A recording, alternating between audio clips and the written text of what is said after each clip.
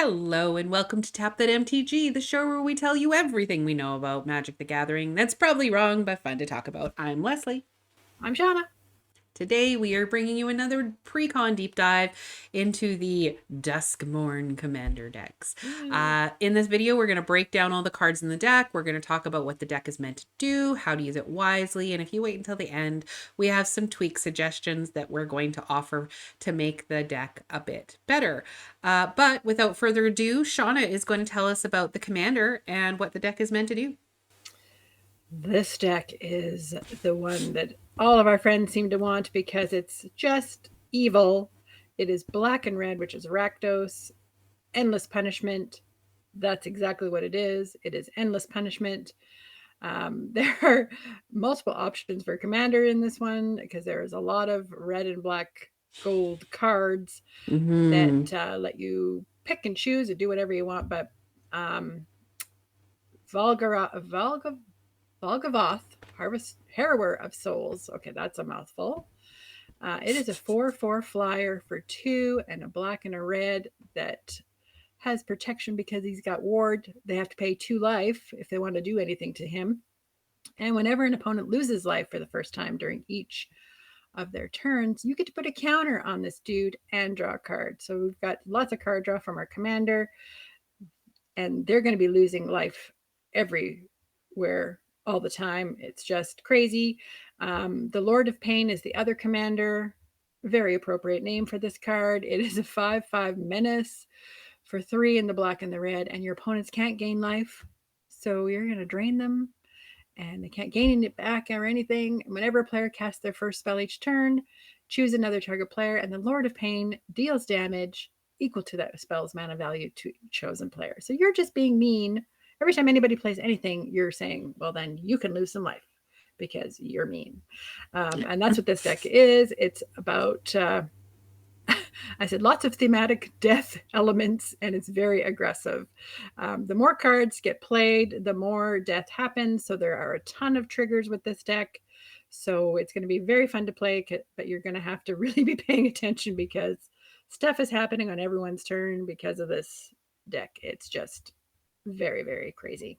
And with these decks that just came out, there are schemes in them, which is it's another way to play with these decks. Each one comes with 10 of these schemes, and it's basically an arch enemy type thing where 3 players are playing against the one person who has the scheme deck, and yeah, they're the villain, and they get to the scheme decks do all sorts of nasty things. So if you want to learn more about that, there's lots of videos on that. But that's another way to play with this deck. So they're kind of fun. Leslie is going to tell us how we what this how bleh, tell us about the deck's breakdown. Yes. Oh my god. So our mana curve for this deck is chef's kiss. We have a ton of cards at 2 and 3, so this is going to be fast to play. Get your punishing cards out there and basically just punish them for playing the game. Yet it still has a decent amount, 7 and 7 at 5 and 6. So those are the ones that going to do a little bit more for you because they're more expensive, but you'll get your 2 and 3 mana costs out really fast. Color breakdown, we have 14 multicolor, 11 colorless, 15 red, and 22 black. So it's very black heavy. Card types, 33 creatures, which is a lot to see in a Rakdos deck. Well, maybe not, but a lot to see in a commander deck. Artifacts, 11, instants and sorceries, 13, and only 5 enchantments. So yeah, that's the deck breakdown, and we are going to break this deck down based on a little formula we like to use. So Shauna's going to tell you about that. So the formula we like to use calls for 15 ramp to make sure that you can play all your stuff. 15 removal, get rid of one thing, get rid of all the things, get rid of whatever. That's what our removal cards are. 13 card draw. We want to make sure we have lots of cards. And the high impact game winning cards, about 12 of those would be great. And then about 10 other ones that support those high impact cards or support the overall theme of the deck, and just filling it in. And then only about 35 land, like a third of the deck should be lands. And yeah, so that's how we break them down. Leslie, what's our first section? Oh, well, our first section, thank you for asking, is ramp and mana generators. We say 15. This deck only has 8, so it's not very high on the mana generation. But remember, when we looked at our mana curve, super easy to play most of the stuff in this deck. So, Arcane Signet and Soul Ring are our first ones. Commander staples in every new deck that comes out. Arcane Signet taps for any color in your commander's identity, and Soul Ring taps for 2 colorless. Then we have 2 other common commander artifacts. Felwar Stone, which is 2, and it taps for any mana of any color that your opponents have. And Mind Stone, which taps for colorless, but you can pay 1 and sacrifice this to draw a card later on in the game. Mm-hmm. And then we have oh my gosh, I flipped to a new section. Thought Vessel for 2. You have no maximum hand size and you can tap for colorless. I'm not sure that that matters in this deck. Usually red, black is you're probably going to have no cards in hand most of the time, even if you have some card draw in there. But tapping for colorless is nice. Yeah. That's nice. The Seance board. I think this is a new little card. Yeah, fun. Little Ouija board. Kind of what it looks like there. For 2, it's an artifact that has Morbid. So at the beginning of each end step, so that's everybody's. If a creature died this turn, put a soul counter on our board. And you can tap and add X mana of any one color, where X is the number of soul counters it has on the board. And you can only spend that mana to cast instant sorceries, demons, and spirits. You're going to have some stuff to play with that mana. So go ahead. Yeah. And then we have the last 2 artifacts that just tap for either both colors or either color. We have Rakdos Signet, which taps for both, and Talisman of Indulgence, which taps for either, which is some nice fixing. Get what you need. Mm-hmm. Then our next section is the card draw tutoring section. So the formula calls for 13. The deck has 12. Plus your commander will draw you some cards. So the Combustible Gearhulk, it's a great fit for this deck. It's a 6/6 for 4 and 2. Red, it has first strike. When it enters, target opponent may have you draw 3 cards. If the player doesn't, you mill those 3 cards, and then the Combustible Gearhulk deals damage to the player equal to the target mana value of those cards. Let me do it or I kill you. Basically. Oh my gosh. Nice. All right. So then we have a snotty vampire noble. Yep. Florian Volderin, a scion for 3. He's a 3/3 with first strike, but he has this fun little ability. At the beginning of your second main phase, look at the top X cards of your library, where X is the total amount of life your opponents lost this turn. Now, that can be lost through combat damage or through other things that are going to happen when people draw cards or just relatively play the game. Exile one of those cards and put the rest on the bottom of your library in random order. You may play the exiled card this turn. So it does not say play for free. You still have to pay any mana costs or anything like that. But you basically get to look at a whole bunch of cards, pick one, and then you can play it that turn. So make sure that you're saving, if you have him out, that you're saving some mana for your second main phase. Otherwise, you're just going to exile that card because it'll be gone if you don't play it that turn. Yeah. We have the Morbid Opportunist, a 1/3. It is perfect for this deck because there's stuff dying everywhere. And whenever one or more other creatures die, you draw a card, and this ability triggers only once each turn, but that could be on your opponent's turns as well. So things dying everywhere makes you draw cards. Awesome. Solemn Simulacrum fits in both card draw and mana generators.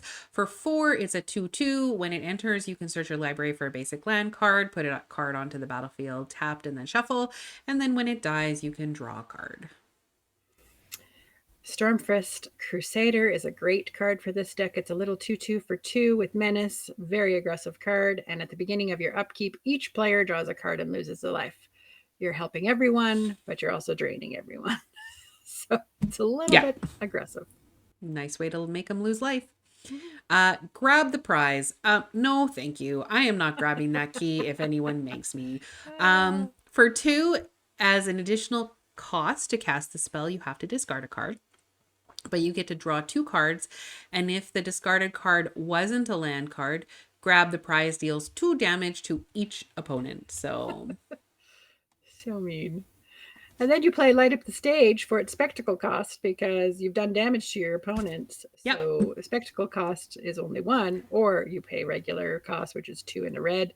But exile the top 2 cards for your library, and until the end of your next turn, you can play those cards. It's a really good card for this deck. Yep. Sign in blood for 2 black. Target player draws 2 cards and loses 2 life. I mean, you could let somebody else draw 2 cards if they only had 2 life left, and that would be really nice of you. Yeah, exactly. Blood Pact, it's another one. It's an instant, 2 and a black. Target player draws 2 cards and loses 2 life. So it's different because it's an instant, that's all. Yeah. Mask of Grizzlebrand for 3. Equipped creature has flying and lifelink, which I love in all things. Oh, I need that for my Lila deck. Whenever equipped creature dies, you may pay X life, where X is the power, and if you do, you draw X cards. So it's just a nice way to get some card draw off things that might die. And in the meantime, they have flying and lifelink. It's a pretty good little card. Yeah. Spiteful Visions for 2 and the hybrid black and red mana, 2 of them. It's an enchantment that says the beginning of each player's draw step, that player draws an additional card. You're helping everyone. Yeah. Whenever a player draws a card, though, Spiteful Visions deals a damage to the player. Oh, oopsies. Sorry. Did I forget to mention that? Theater of Horrors for 3. Enchantment. At the beginning of your upkeep, exile the top card of your library. Then, during your turn, if an opponent lost life this turn, you may play lands and cast spells from among cards exiled with Theater of Horrors. And then you can also just pay 4, and it deals 1 damage to target opponent or planeswalker. So if you have trouble getting in for damage or doing that damage, it has a way for you to do damage anyway, which is nice. Then we're into our removal section. So the formula calls for 15. The deck, unsurprisingly, has 14 because that's what black does best. Braids, Arisen Nightmare is our first card. A 3/3 for 1 and 2 black. This card has driven me crazy in standard many times. It's a nightmare, and it is a nightmare. At the beginning of your end step, you may sacrifice an artifact, creature, enchantment, land, or planeswalker. If you do, each opponent may sacrifice a permanent that shares a card type with it. For each opponent who doesn't, that player loses 2 life and you draw a card. So they do it or they suffer. It's awful. Awful.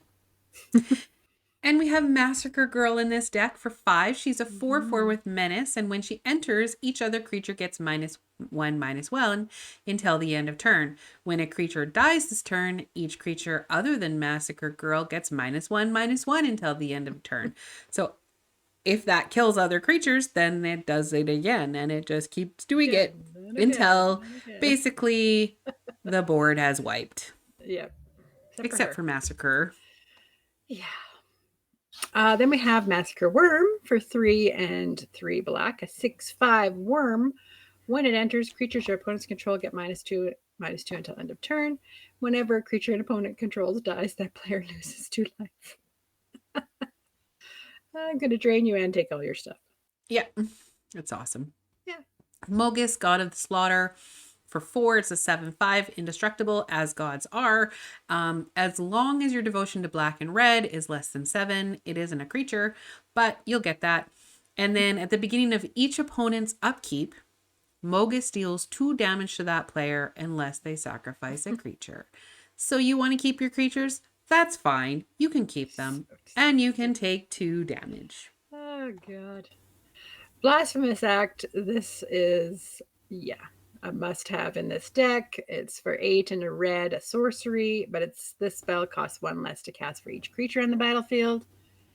Then it does 13 damage to each creature, including yours. But you don't care because death is the name of the game for you. Yeah, exactly. It's all just relative. Yep. Decree of Pain for 8 is a sorcery. Destroy all creatures. They can't be regenerated. And then you get to draw a card for each creature destroyed this way. Oh, so hopefully you have no maximum hand size. That's why you need the no maximum hand size. Yeah. If you don't need that, you can just cycle it, discard this card to draw a card. And when you cycle it, all creatures get -2/-2 until the end of turn. So if you don't want to destroy all creatures, you might just want to destroy all the little 2/2 creatures, like maybe someone playing the jump scare deck that has all these little 2/2 manifested creatures. Good point. Mm-hmm. Feed the Swarm. This is some new art on Feed the Swarm. This is even scarier than the previous one. Sorcery for 1 and a black. Destroy target creature or enchantment an opponent controls. You lose life equal to that permanent's mana value. The Spineworm's Venom contains a powerful anesthetic, allowing victims to watch in peace as their bodies are stripped to the bone. So nasty. Oh, God. And then Sadistic Shell Game for 5 is a sorcery starting with the next opponent. In turn order, each player chooses creature that they don't control. Destroy the chosen creatures. So you're making them make some choices. Again, the flavor text on this is pretty good. Shame about your friend. Want to see what's inside yours? Oh my gosh. Then we have Bedevil. I think this is new art for this one too. It's 2 black and a red, an instant that destroy target artifact, creature, or planeswalker. It's a staple for Rakdos decks. Yeah. Oh. And then we have Chaos Warp for 3. Basically, the owner of target permanent shuffles it into their library, then reveals the top card of their library. If it's a permanent card, they get to put it onto the battlefield. So you're trading something.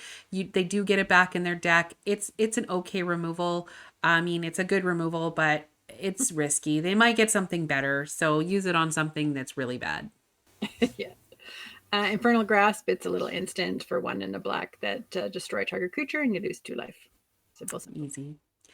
Rakdos Charm for 2, exile target player's graveyard, which is great if they're playing Death Toll. Destroy target artifact, or each creature deals 1 damage to its controller. You get to choose one of those. So someone has a really big thing, then you do 1 damage to its controller. I mean, there's so many options. Suspended Sentence. This is instant for 3 and a black that has destroy target creature and opponent controls. That player loses 3 life. And then you get to exile Suspended Sentence with 3 time counters on it. And then, or you can suspend 3 and pay 2 and suspend 3. And so rather than cast this card from your hand, you pay the 2 and exile it with those time counters. So each time at the beginning of your upkeep, you remove a time counter, and when the last is removed, you may cast it without paying its mana cost. So it's just going to be there all the time. Every third turn, you're going to be causing problems, basically, with it. Mm-hmm. Yeah. Enchanter's Bane for 2. It's an enchantment that just punishes them at the beginning of your end step. Target enchantment deals damage equal to its mana value to its controller, unless that player sacrifices it. So that's great. It's just rude. Oh my God. It's fun. Then we have our high impact cards section. So the formula calls for 12. The deck calls for 10. So there are lots of little things that are going to be doing lots of little stuff on theme. So draining lots of life. First one of those would be Blood Artist, of course. In this deck, it's a 0/1 for 1 and a black. It's just a little dude. You're not going to be doing anything with it. But whenever Blood Artist or another creature dies, target player loses a life and you gain a life. Mm-hmm. Awesome. Everywhere. Yeah. And Brash Taunter for 4. It's a little 1/1 indestructible. When it is dealt damage, it deals that much damage to target opponent. It's going to stop them from bringing in those big beefy things at you, because if they do 15 damage to this guy, it's going to do 15 damage back to their face. You can also nicely just pay 3 and tap it and have it fight another target creature, which it might not kill, but it might do that much damage to their face. So good. Oh my God. Falconwrath Noble, it's a 2/2 flying vampire for 4. But whenever it or another creature dies, target player loses a life and a gain a life. Yep. Drain, drain, drain. And then Gleeful Arsonist for 3 is a 1/2. Whenever an opponent casts a non-creature spell, Gleeful Arsonist deals damage equal to its power to that player. So don't cast anything. It also has Undying, so when it dies, if it had no 1/1 counters on it, you get to just return it to the battlefield. So it's harder to get rid of. They might, like, it's only a 1/2, but the first time they'd get rid of it, they have to get rid of it twice, basically. So yeah. Karvek the Merciless. This is a 5/4 shaman for 5, a black and a red.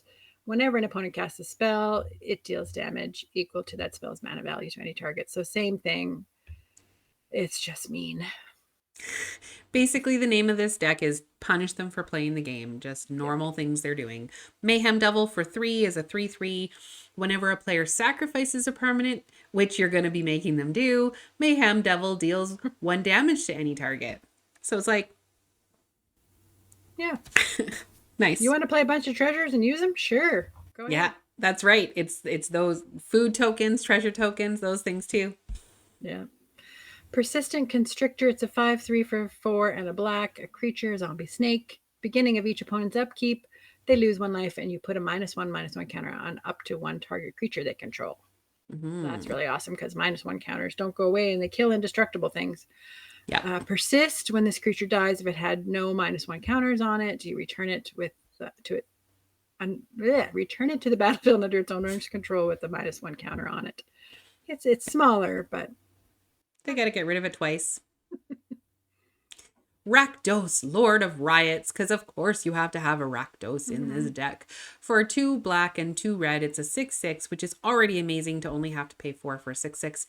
You can't cast this spell unless an opponent lost life this turn. Easy peasy in this deck. Flying and Trample.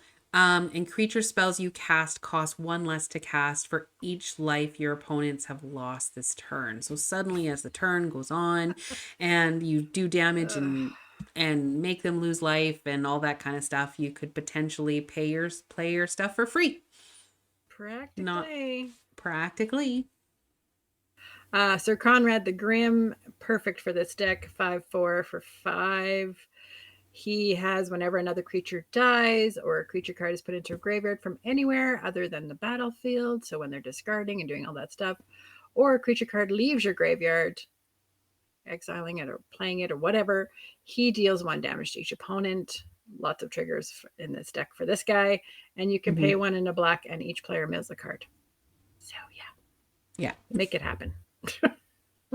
And we've already talked about Lord of Pain, but he's a 5 mana cost 5/5 with Menace, stops people from gaining life. And again, now that you've seen another couple things that do this, whenever a player casts their first spell each turn, you get to choose another player, and Lord of Pain deals damage equal to that spell's mana value to that chosen player. So you can then blame it on your opponents. You'd be like, Shauna decided to cast the 6 mana value thing. It's not my fault that you're taking that damage. I just randomly chose and it happened to be you. I'm sorry. Oh my god. And then our support section for this deck, the formula calls for 10. The deck has 17, mostly because this deck is all about that theme of just killing the opponents by draining their life and attacking them and being mean overall. So there's 17 cards. Mean overall. She just keeps saying that. It's just mean. And I like this deck. That's probably why I have decks like that too. Barb Flare Gremlin. It's a 3/2 for 3 and a red. It has first strike and haste, so it's very aggressive whenever a player taps a land for mana. If this dude is tapped, that player adds 1 mana of any type that land produced, so you're helping them out. But then that land deals 1 damage to that player. Yeah. I love that. We're going to help you, but maybe not as much as you want. In your life. Yeah. You're going to pay for my help. Bloodseeker 2 for a 1/1. Whenever a creature an opponent controls enters, you may have that player lose 1 life. Sure. Play all the tokens. Go ahead. Yeah. Fate Unraveler. It's a 3/4 for 3 and a black. Whenever an opponent draws a card, it's going to deal 1 damage to the player. Yep. including you. Fear of burning Oh, no, alive, because opponent. yeah, opponents, Sorry. yeah. Fear of burning alive, of course, we all have that. For 6, it's a 4/4. When it enters, it deals 4 damage to each opponent. And then it has Delirium, which is fun. Whenever a source you control deals non-combat damage to an opponent, if you have 4 or more card types among cards in your graveyard, Fear of Burning Alive deals that amount of damage to target creature a player controls. So, yeah. Nice little benefit on top of just the 4 damage. Gray Merchant of Asphodel. Gary is another way people refer to this card. It's a Yeah. 2/4 zombie. When it enters, each opponent loses X life, where X is your devotion to black. So your devotion to black is all the little black pips, we call them, that are on all your cards that are on the battlefield, including enchantments. You gain life equal to the life lost this way, draining them, and you're gaining for your black pips. And Harsh Mentor for 2. It's a 2/2, and whenever your opponent activates an ability of an artifact, creature, or land, so activating your Soul Ring by tapping it to get mana is the same thing. If it isn't a mana ability, so it wouldn't count for that one. So finish reading before you give your example, Leslie. Harsh Mentor deals 2 damage to that player. But that's activating when you tap things to activate. Yeah. Carter Doomscourge 4/3 for 2 and a black and a red. Demon Berserker. When it enters, until your next turn, creatures your opponents control attack each combat if able, and attack a player other than you if able. Whenever an attacking creature dies, each opponent loses a life and you gain a life. Because why not? Cataract Parasite for 1. It's a 1/1 whenever an opponent draws a card. If you control a red permanent, so those are the red ones as well as the multicolored ones, you may have Cataract Parasite deal 1 damage to that player. So you would, unless you made friends. So gross. Nightshade Harvester, a 2/2 for 3 and a black. Elf Shaman. Whenever a land an opponent controls enters, that player loses a life. And you put a 1/1 counter on Nightshade Harvester. Yeah. So unless it plays all her lands in her Aesi deck, she does. Yeah. Yeah. Crazy. Rampaging Ferocidon for 3 is a 3/3. It has Menace. It goes along with that the pain guy, the Lord of Pain's theme of players can't gain life. But it says not just opponents can't gain life, it says players can't gain life. So that does include you. And whenever another creature enters, Rampaging Ferocidon deals 1 damage to that creature's controller. So that's also you. So you're punishing yourself. I'm not sure that this is a great one to keep in this deck just because you have a number of cards that, like, even in just looking back to here, the card on Doomscourge loses a life and you gain a life. You wouldn't gain a life anymore. So it depends on if you care about that. Again, play it before you cut it. But I kind of feel like you'd be frustrated if that was on the battlefield. Star Athlete, a 3/2 for 1 and 2 red. A menace creature. Whenever it attacks, you choose up to 1 target non-land permanent. Its controller may sacrifice it. If they don't, this guy deals 5 damage to that player. Blitz cost is 4. So basically, you can cast the spell for its blitz cost, and give it haste. And then when it dies, you draw 2 cards and you have to sacrifice it. So, yeah, play it once, but do all the things. Yeah, I mean, ultimately, they're just saying pay 1 more, and you're only going to get it for 1 turn, but you also get 2 cards off of it. So that's nice. Tectonic Giant is a 3/4 for 4. Whenever it attacks or becomes the target of a spell an opponent controls, you get to choose one. It can either do 3 damage to each opponent, or you can exile the top 2 cards of your library and choose one of them until the end of your turn. Your next turn, you may play that card. So either you get cards or you do 3 damage to everybody. Nice little try and get rid of it. Yeah. I guess we could have put those in the card draw tutors section, but yeah, they're yeah. They're pretty good.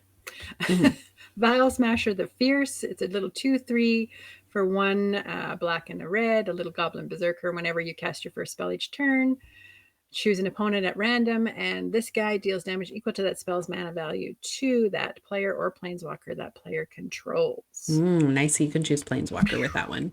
Yeah. Yeah. Basilisk Collar. For 1, equipped creature has Death Touch and Lifelink. Another one that if you had the Ferocidon out, you wouldn't use the Lifelink, but it gives it Death Touch, which is nice. So, yeah. Lightning Greaves fits in with the aggressiveness of this deck. Equipped creature has Haste and Shroud. So, yeah, you protect your commander or something like that. Protect something that you really want to do lots of damage with, basically. Yeah. And any deck that takes advantage of death triggers needs a Bastion of Remembrance for 3. Whenever Bastion of Remembrance enters, you get to create a 1/1 white soldier creature token. And whenever a creature you control dies, each opponent loses 1 life and you gain 1 life. Cool.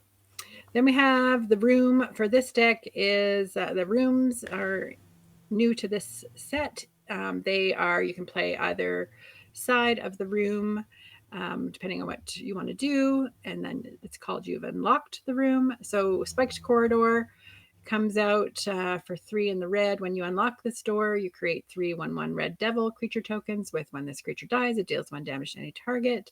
And then you can unlock the other side by paying whatever mana cost it is. And Torture Pit, in this case, if a source you control would deal non-combat damage to an opponent, it deals that much damage plus 2.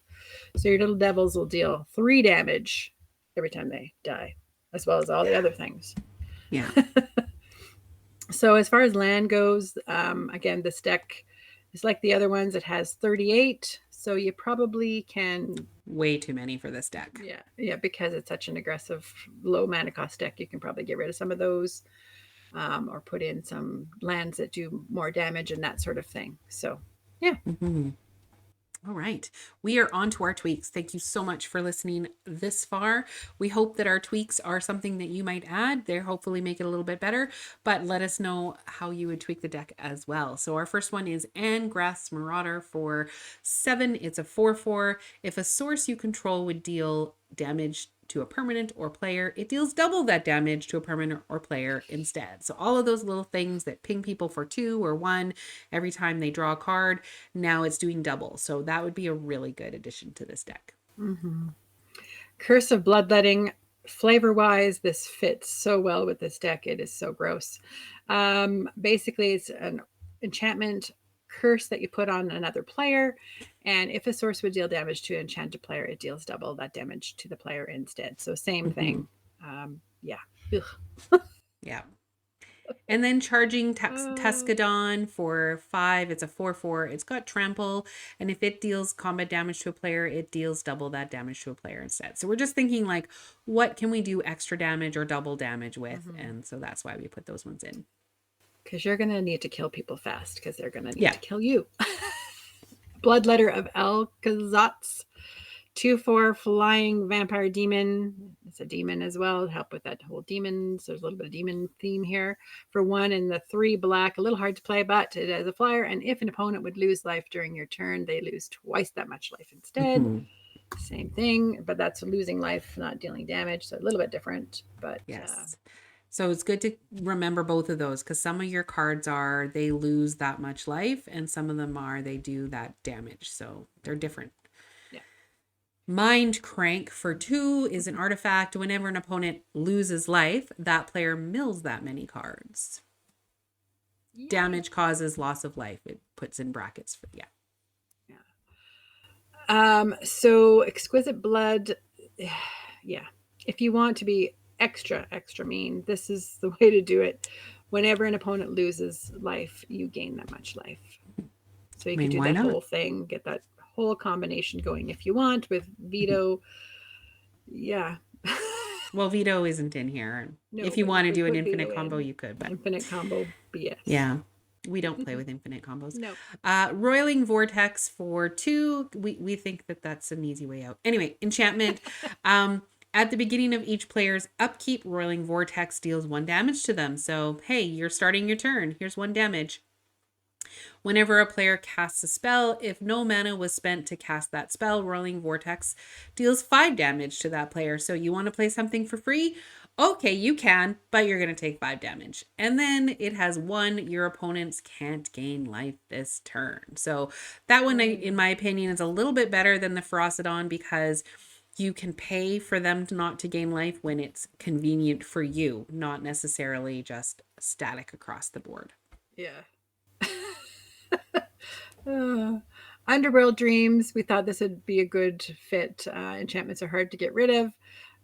This one is for 3 black. It's an enchantment that says whenever an opponent draws a card, Underworld Dreams deals 1 damage to the player. So playing against some of those blue players, they're going to be suffering for all those cards that they get to draw. Yeah, just any addition that makes them punished for playing the game. Costly Plunder is another one for 2. As an additional cast to cost this, sacrifice an artifact or creature, but you get to draw 2 cards. So that'll help with your card draw, which is lacking in this deck. Mm-hmm. And the other thing that we were thinking when we were adding these cards is that there's not a lot of ways for you to sacrifice creatures. You're going to be attacking, which your creatures are going to die, but you do want a little bit more death triggers to happen. Have some control over that. So cards like Ashnod's Altar, it's a little artifact. You can sacrifice a creature and add 2 mana. So that might help with your ramp a little bit too, as well as the death trigger stuff. So yeah. Priest of the Forgotten Realms is another one that will help you sacrifice some creatures if you need to trigger some stuff. So sacrifice 2 other creatures, any number of target players each lose 2 life, and sacrifice a creature, and then you add 2 mana and draw a card. So lots of stuff happens on that with this card. For a nice little 1/2, it does a lot. So Woe Strider is a great card for sacrifice type decks because it's a 3/2, and when it enters, it brings in a little goat with it. And you can, when you sacrifice another creature, you scry 1, and you just can sacrifice without paying anything. And then it does have escape, so you can play it again later from your graveyard for 3 and 2 black. And it escapes with 2/1/1. Oh, you have to exile 4 cards to do that. Sorry. And it escapes with 2/1/1 counters on it. So it becomes a bigger creature plus all the sacrifice abilities that it has too. Yeah. And if you want to punish them even further for just playing spells, Rug of Smothering would be a good one. For 3, it's a flyer that's 1/3, and whenever a player casts a spell, they lose 1 life for each spell they cast this turn. So the first spell is automatically 1, and then if they want to keep casting spells, they're going to keep losing. Then, of course, another way to punish them for drawing cards, just put Shieldred in this deck. Why not? Yeah. Shieldred the Apocalypse in particular, 4/5 for 2 and 2 black. Death Toucher. Whenever you draw a card, you gain 2 life, and whenever an opponent draws a card, they lose 2 life. So really get after them for drawing cards. Yeah. So that is it for our tweaks. Thank you so much for watching. Feel free to connect with us on Facebook, Twitter, Instagram. We definitely would love to hear what you would put in this deck, or if you have put anything in this deck. We'll see you next time. And in the meantime, tap those magic cards and have fun doing it. Bye guys. Everyone.